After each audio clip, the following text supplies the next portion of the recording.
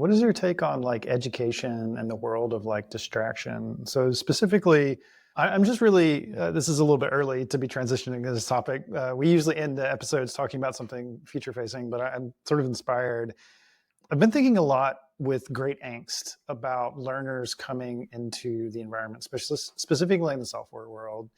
The job market for juniors is not great. It is hard to break into this market.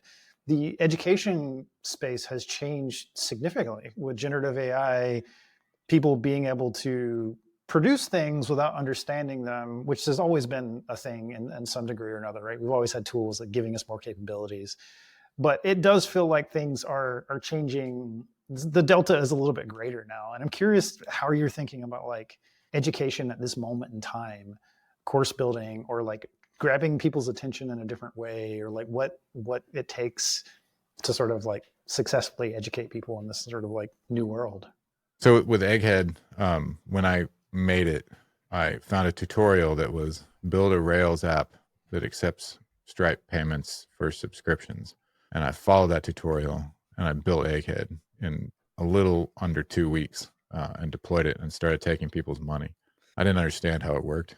I knew it did work, and it didn't have any tests at the time. I do a lot better at that now. Like the commerce side of it's tested, and I have a better understanding of it now.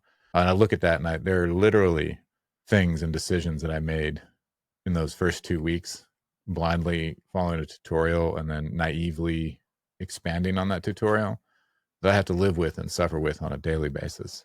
And that's a thing. And it's like, I call it the Roomba problem, because like I use Cursor, like I love these tools. Like I am fascinated by them. And, like my deep love of technology is fully just embracing from day one.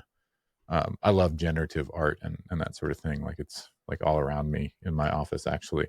Like I've been fascinated with that for a long, long time. So like I love these tools, but you get to, like with Cursor in particular, and I've used it to build all sorts of things. And I sat down and built whole projects where I'm like, I'm just going to prompt this whole thing and literally do it by voice. So I get super whisper and I just sit here and I'm just talk to it and, like command I to get the composer up and tell it what we're going to build and reject, accept, reject, accept.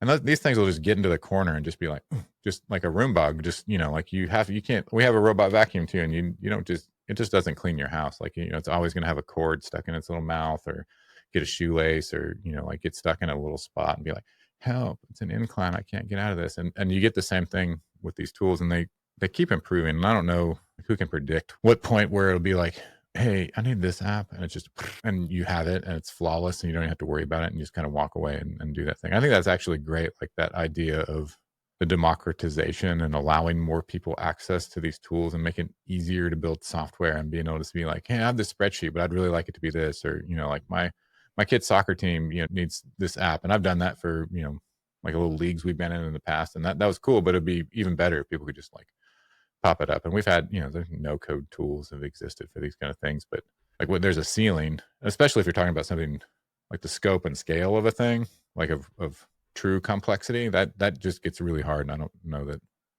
we're dealing. And our approach, like to go back and kind of answer the question, is like we embrace these tools, they exist, so we include them in what we're talking about, right? Like you can go to Egghead now and there's Cursor lessons and like Windsurfer versus Cursor, and like we're evaluating the tools and talking about it, like what's good and what should developers be thinking about. You absolutely should be thinking about these tools if you're writing software. If you're not, then it's like the Japanese craftsmen making those fine dovetails with their mechanical tools. That's cool, but also, like I don't know what the world will have for that sort of bespoke level craftsmanship and software in particular in the future.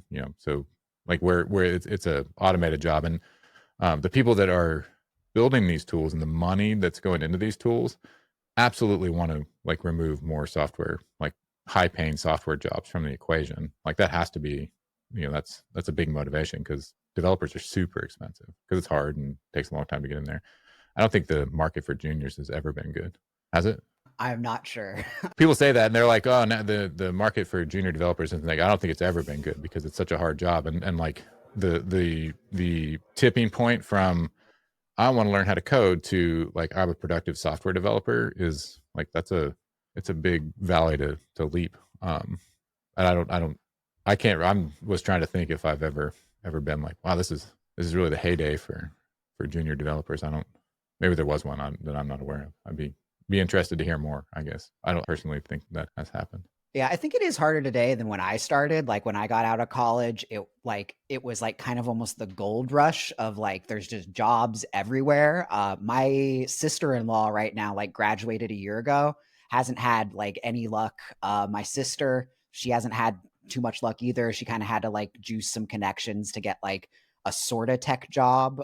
But yeah, it's been hard for them for sure. And it I might think be more of a saturation thing too, because when you're talking about these, true. like high paying jobs where you get to work at home and you know make just bonkers money, right? Yeah. Like for what it is, and then you get the top of the funnel becomes very very heavy and saturated. And another problem that I think that people are going to have is related to the generative tools, but it's a little bit different. And Kent actually wrote a really great article, AI is coming for your job but it's not what you think, is because like hiring is really really difficult now, because it's like this just deluge of generated resumes and cover letters and just like applicants that are putting in 3, 4, 5,000 applications a day, like literally scouring the internet, scraping and just peppering everything. And how do you even deal with that on the other side? It's like our inboxes are already, like it's already a nightmare.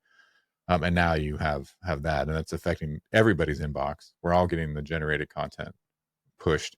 um, but from a hiring perspective, it's a not great situation for anybody that's like trying to go traditionally.